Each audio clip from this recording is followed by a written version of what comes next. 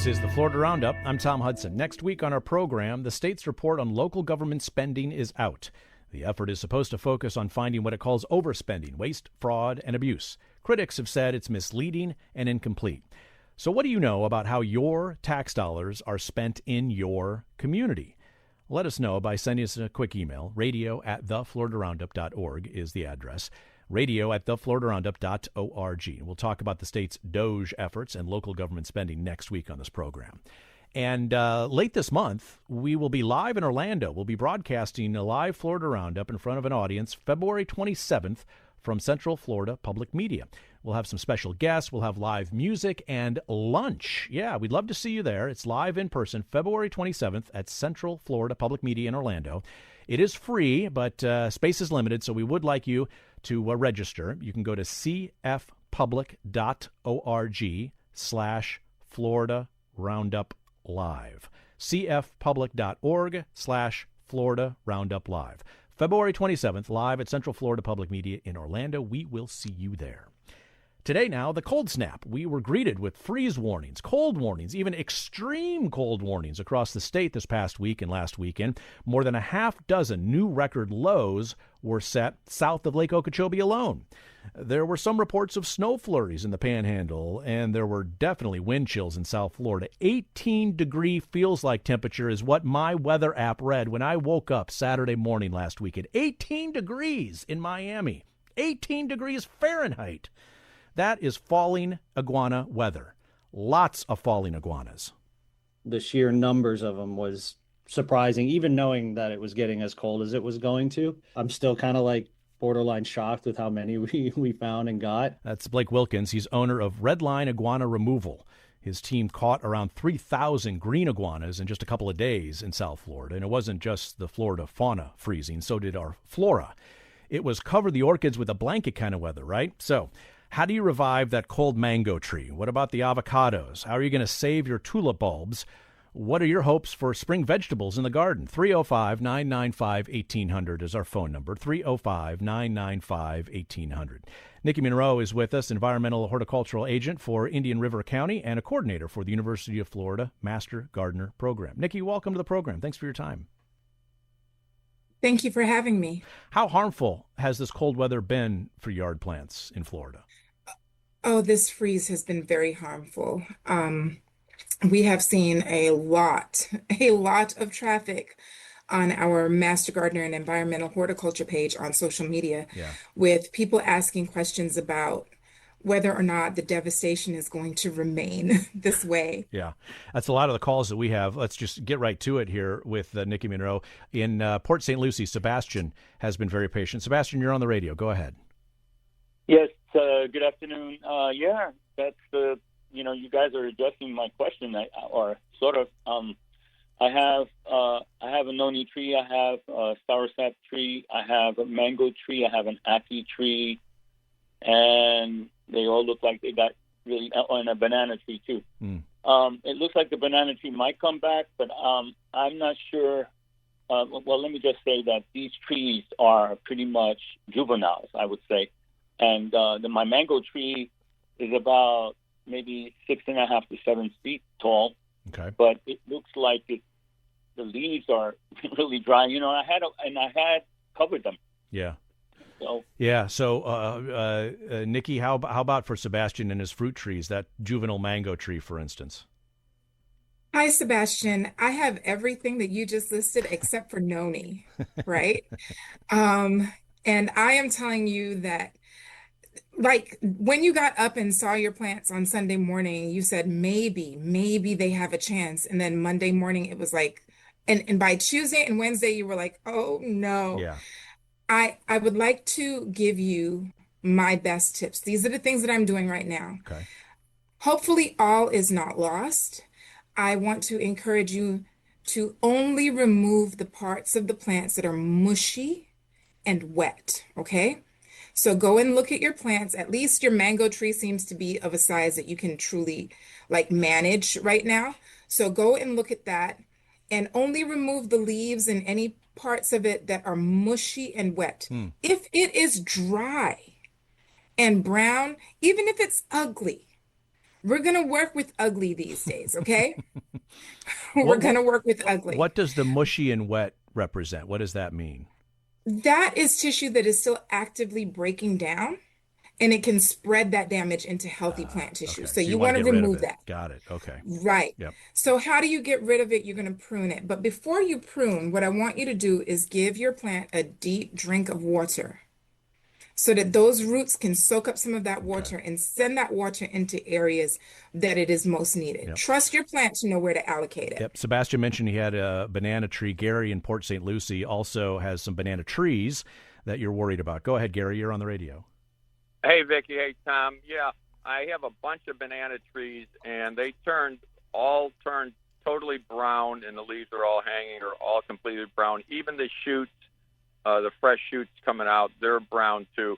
And so I'm wondering, are they gone, or should I take them out, or is there any chance that some of them might come back? Yeah. What do you think, There Nickie? is a chance that some of them might come back. Give them a moment or two, give them a few weeks at least to be able to reacclimate themselves.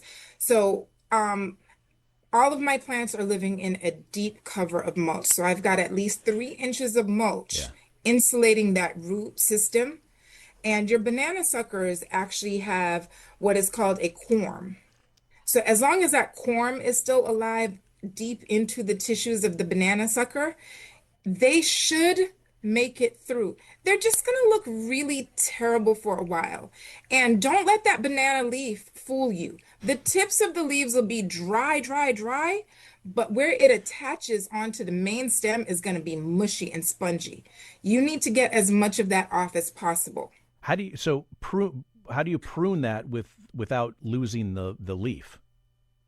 You're not going to not lose the leaf. Gotcha. Okay. All Okay. right. Yep. But the way that the banana stem, the banana trunk is, Mm-hmm. it is several layers, Yeah. right? It looks like phyllo dough. Mm-hmm. It's several layers to it. Mm-hmm. So that should help to keep itself. You mentioned mulch. We've heard that a couple of times. Chuck emailed, I use a lot of mulch on my plants to avoid cold damage. This has numerous advantages. In addition to protecting the root system from the cold, it also reduces the amount of water they require. Moisture also helps the plants avoid cold weather damage. Is there a risk, though, Nickie, of keeping that mulch too moist for too long?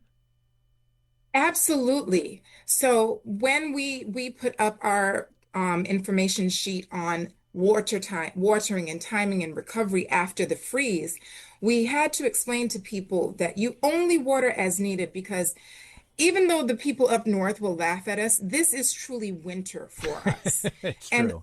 right? Yeah. Yeah. And the reason why our plants are reacting so poorly is because they tend to have a more tropical range and a tropical temperature desire. Mm-hmm. Mm-hmm.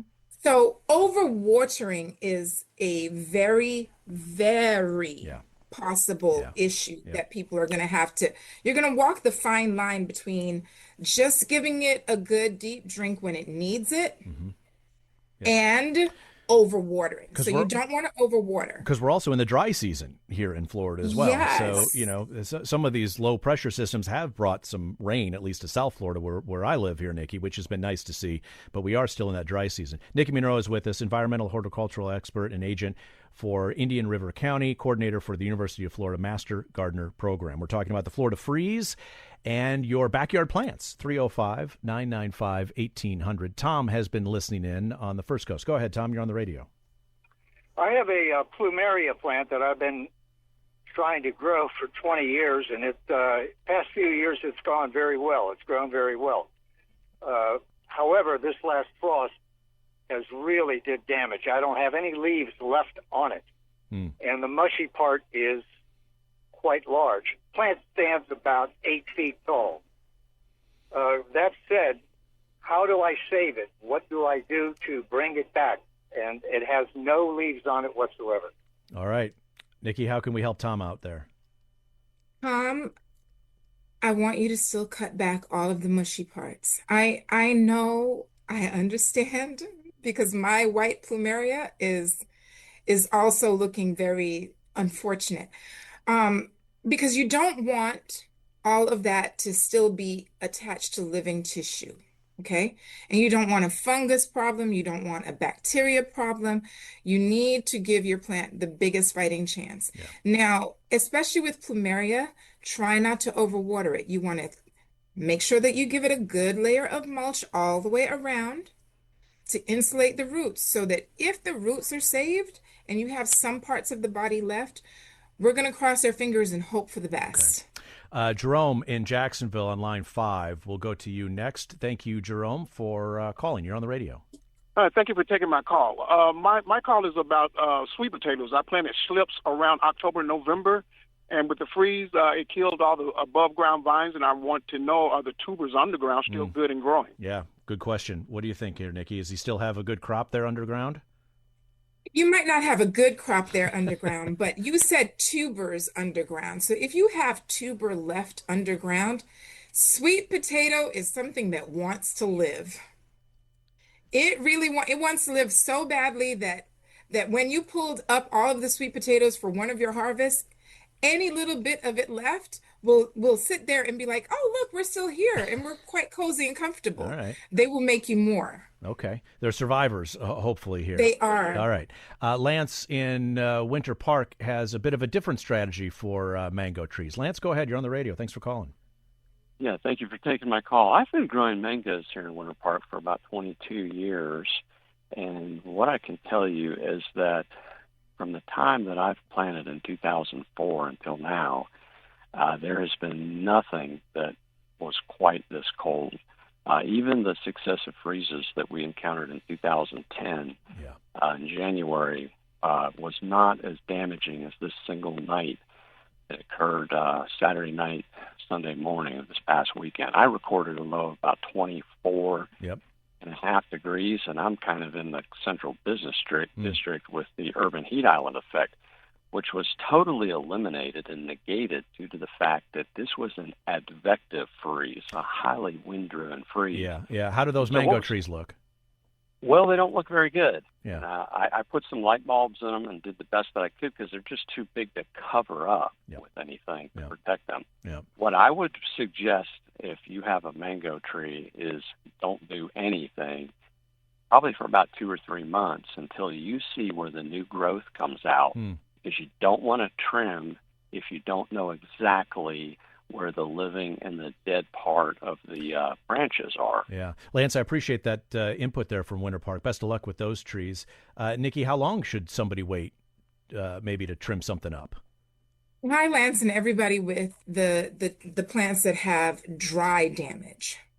So yes, you are correct. The wind was pushing the heat out and pushing the cold in through your plants. It was a great idea to put those bulbs onto the trunks of your plants in order to help to keep the most important generators of your plant alive. We try to encourage people to leave anything that is brown, that is dry and papery feeling, let that remain on your plant because we have plenty more cold weather to come. Hopefully no more freezes. Yeah. Well, in some places, this weekend, it's going to get down to about 32 degrees as far south as Ocala. So we want to be worried about that, perhaps. Nickie Munroe, environmental horticultural agent for Indian River County and coordinator for the University of Florida Master Gardener Program. Nickie, Punxsutawney Phil saw his shadow. 6 more weeks of winter is what the groundhog is saying for all of us. So perhaps we'll have you back. Nickie, thanks so much for spending some time with us here on the Roundup. Thank you for having me. I'm Tom Hudson. You're listening to The Roundup from your Florida Public Radio station.